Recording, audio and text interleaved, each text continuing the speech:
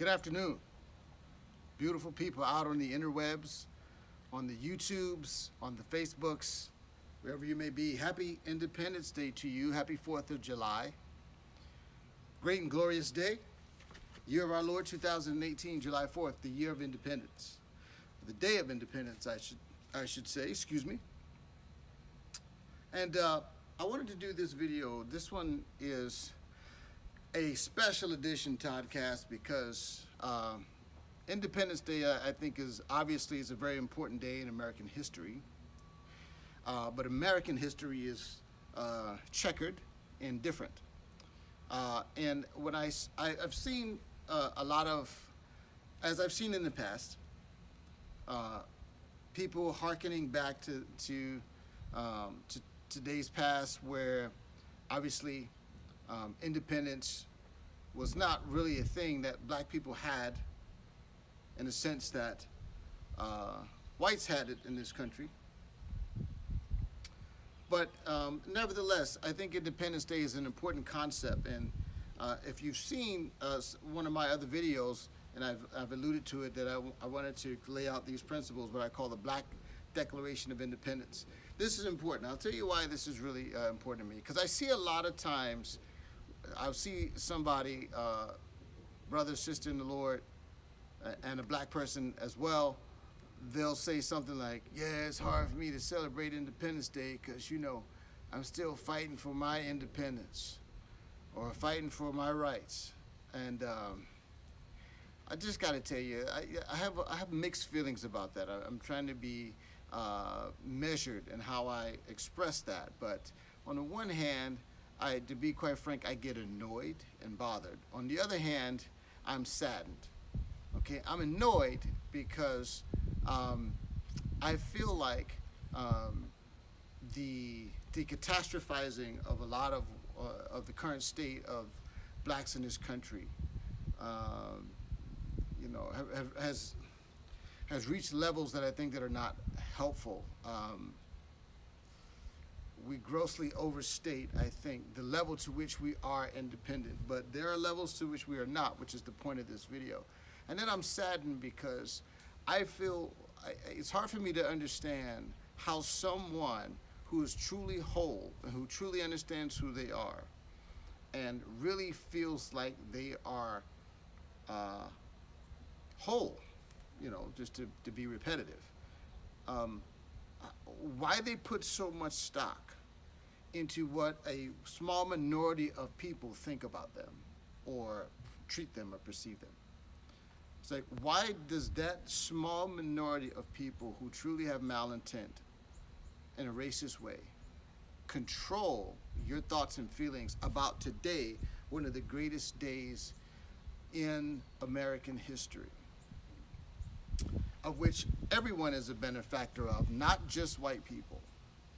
So I want to talk about this idea, once again, the Black Declaration of Independence. Now, I laid this out in a former video, but there's only two relationships that I can think of, or maybe three. Three relationships that I can think of where a person is completely dependent on another party for their well-being.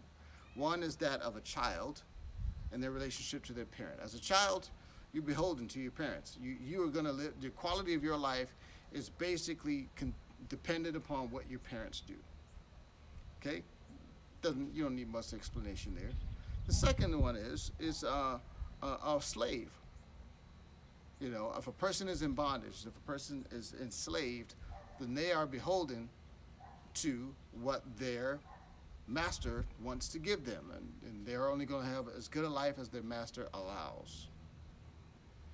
The third one is a person who is an invalid, a person who is not capable of taking care of themselves, like the mentally handicapped or someone who's physically handicapped in some way. So an invalid of some sort. Those are the only three relationships where a person's well-being is contingent upon others, all right? But assuming that a person lives in a free society, which once again, sometimes people in their you know, catastrophizing certain events and certain and the environment would like to try to suggest that this isn't a free society, I would say that that's complete nonsense. That's complete nonsense. But assuming you're in a free society, there's no reason why, if you're not one of those three people that I just described, why you shouldn't be independent, why your well-being shouldn't be based on what you do. You are responsible. Now, given that fact, the United States has an interesting mix of people and really unique in human history, because the United States has groups who have come here voluntarily and a few who have not. So, for example, most immigrants to this country, including the original settlers, came here by choice. Okay, blacks are unique in that sense, where the ancestors right now of black slaves who live here now did not come here voluntarily. So the outlook of people who came here voluntarily versus involuntarily is completely different, right? So a person who comes here voluntarily, they're like, oh man, I'm going to a place that's better than where I am, or else why would I leave, right? And their expectation is that they're going to be independent. They're not looking for anything. What they're looking for is a better environment so that they can flourish. Person who's brought here independent, against their will, so to speak, and not voluntarily, has a totally different outlook. And particularly for blacks, we're the only group of people, I think, that have that history in the United States. And much of our socioeconomic advancement has been in tandem with some legislation, some program, some bureaucrat, some governmental or authoritative figure granting some status to us that we previously did not have. So this is unique to the black experience, where people who are other minorities who have come here have been independent from the get-go. Black people have not, but there was a need for those appeals to authority because our failure was baked into the laws. Well, once we changed the laws, equal protection under the law, and we can argue for application and we can argue for all of these different things, but right now in 2018, the law stands that we have equal protection. That's a fact. As a matter of fact, we've had many programs over the years that tried to correct for history, like affirmative action and different programs to help us get homes, like Fannie Mae and Freddie Mac, to counteract redlining, for example.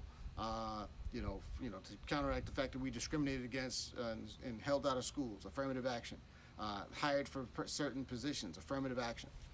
So we've had, in the last at least 3 decades, a huge push for that. And more like probably 4 decades where it's been significant. I'm almost 40 years old, so certainly within my lifetime. So what is the point? The point is that we've never made the shift as a black people in our minds to independence. When I see people putting comments on Facebook talking about it's hard for me to feel good about today, it's hard for me not to react with disgust and sadness and anger all at the same time. Why? Because you're still making appeals to other people like you're a child or a slave. If you are not either one of those, you should not be saying those things. That's a mental thing. That has nothing to do with your environment. Oh, well, but it's true. They don't like me. Oh, it's true. They are trying to hold me down. Listen. If you've ever read the Declaration of Independence, the list of grievances that the founders and those in the initial government, the founding fathers, the list of grievances they found against the British government is a mile long. Read the Declaration of Independence. Go read it. It's a mile long. I mean, there's grievance after grievance after grievance. Legitimate grievances. But what did they do? Rather than continue this madness of making appeal after appeal after appeal after appeal to a government that, from their perspective, seemed to not, basically, they were in a situation where it was as good as it was going to get. So they had the choice to make. They could be independent, or they could continue to be under the thumb of British rule. And they chose the latter, the former. They chose the former, and we're so glad that they did that. Here's the thing about declaring independence that's hard, where there's a reluctance to do it, is because with independence comes responsibility. When my children become independent of me, when they don't live in my home anymore, they don't have any right to appeal to dad for food, for shelter, for their well-being. They have to make their own decisions. They no longer have the protective safety net, even though they might feel like I'm encroaching on their freedom as an adult or as a person. There are benefits that come with that, because if you're under my roof and under my protection, then I'm also responsible for your provision. But once you leave, once that relationship is severed and you're independent, I'm no longer going to make decisions for you, but I'm also not going to provide for you. And you can no longer say that whatever you lack, that has something to do with me. My children couldn't say that once they leave my home, because they're independent. Immigrants from other countries have come here always with that expectation of independence, and we have always, we're in the vein, we're in a mental cycle where we always got to make some appeal to authority, some appeal to some white person, some appeal to government, some appeal to some person that you think has power over you. And today, I'm asking you to join me and to declare independence. Now, there's three things I think that we can take independence over. And before I do that, I just want to say something. Listen, the country has racist people in it. I get annoyed when people make these broad statements like, oh, when I look at the flag, I see something different than independence. You're making a generalization about our nation that in aggregate is factually not true. It is factually not true that in the aggregate, black people are oppressed. There are instances of oppression. There are instances where we are treated unfairly. But on the whole, this is not really a disputable fact. There's no better place to be than the United States. So I really wish, please, stop doing that. This is not helpful. When you put some statement on your Facebook page saying, oh, Independence Day, I can't really get excited about it. You know,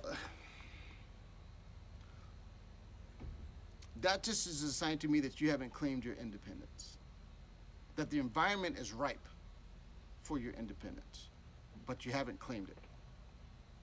And you're still letting a minority of hateful people control how you feel about this country. My friends, that is ignorant. That's ignorant. Now, let me just outline the three ways I think we can declare independence as a black group. So we're not talking about secession and forming our own sub-country. By the way, if blacks were their own nation, we'd be the 15th wealthiest, black Americans would be the 15th wealthiest nation in the world. So let that sink in. Number one, family, and the area of family. This is, again, the cost of independence. The cost of independence is responsibility and accountability. The leading indicator for success for any group is the family structure. If a person grows up in a home with a single mom, especially if that person's single mom was a mom as a teen, that is almost a guarantee. That's about as close you can get to a guarantee as you can of poverty and criminality, especially for young black men. 70% of our kids are born out of wedlock. Asians, who have the highest socioeconomic status per capita in this nation, they are the exact opposite of that. I believe some 85% of Asian children are born within the confines of marriage. They excel in education, they excel in every statistical category except for like sports. Basically, they dominate, and that has a lot to do with their commitment to family. How do we do that as a black community? Well, we get back to principles of the gospel, right? We stop looking, once again, to the man. We stop looking to the Democrat Party. We stop looking to appeals to governments, and we start appealing to these principles that are guaranteed successful if you implement them. The Bible is right. Biblical principles will lead to your success if we would take them seriously. Black people are very religious, but we're not very disciplined in actually applying the principles of the faith. We know how to church, we know how to shout, we know how to do, won't he do it, and all of that nonsense. But when you look at our lives and our personal choices, they don't reflect our supposed faith. Family. Second, education. I was having a conversation with someone not too long ago, and they were talking about how, hey, our schools need to be better. I said to him, whose job is it to make sure your kids are educated? He kind of hemmed and hawed because he knew what I was getting at. And I said, it's your job as a man, as a dad, to make sure your kids are educated. Now, from a structural standpoint, there are laws that we can vote for and make sure we put people in office that will help us have better school choices. School unions, who are crippling that school mobility and who the Democrat Party is beholden to, they want you to have to always go to the school that your kids, that are in your kids' neighborhood, even if the school is crap.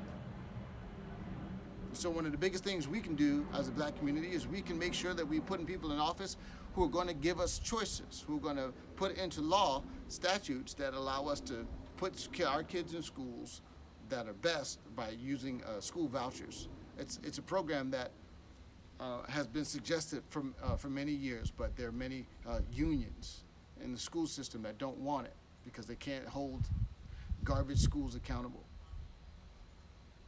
That's just one thing. But beyond that, let's just assume that doesn't happen. Again, because you can't make appeals to third parties once you become independent, and that's the rule.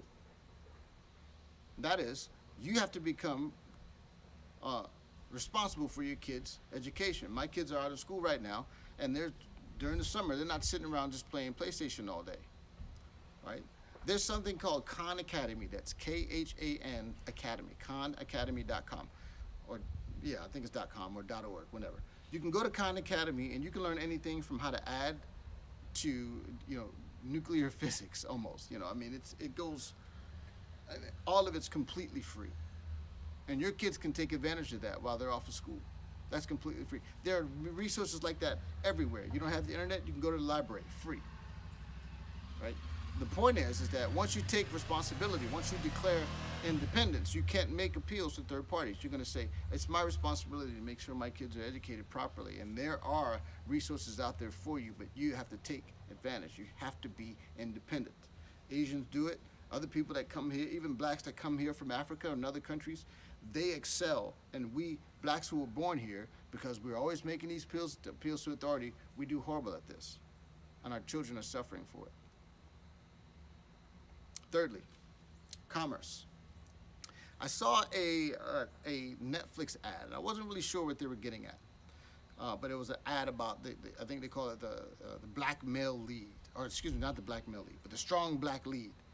And it seemed to me, I'm not 100% sure about this, but it seemed to me like they were trying to make an appeal to, like, I don't know, Hollywood or white filmmakers that, you can give black people lead roles in the movies. And the first thing that went to my mind is, once again, why are we appealing to third parties?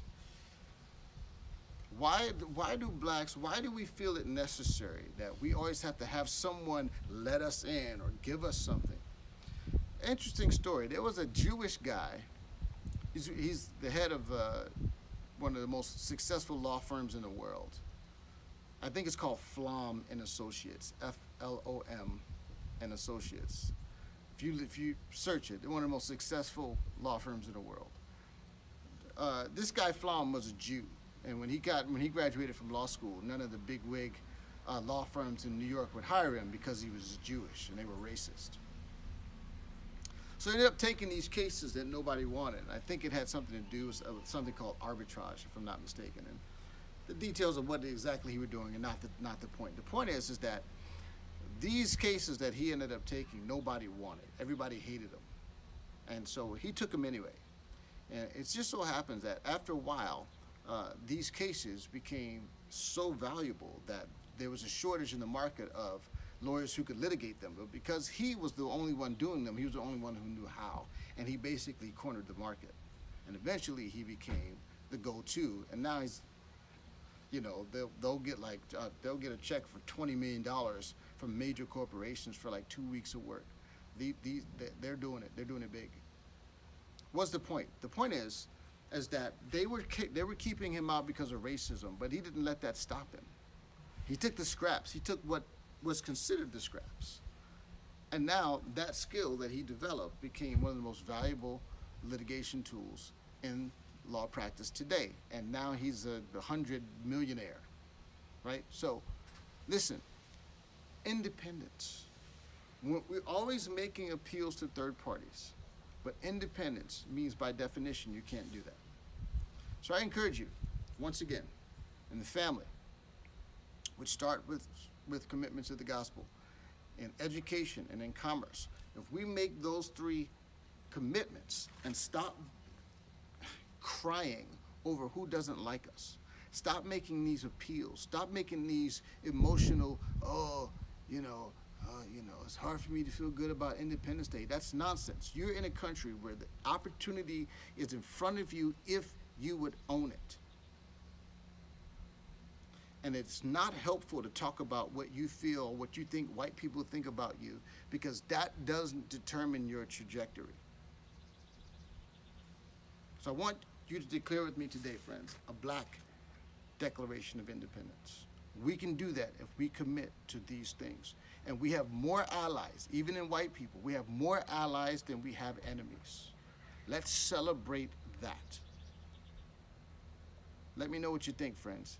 If you are down with me, if you want to declare a Black Declaration of Independence, please like and share this. And we'll talk about it some more later. God bless you, my friends.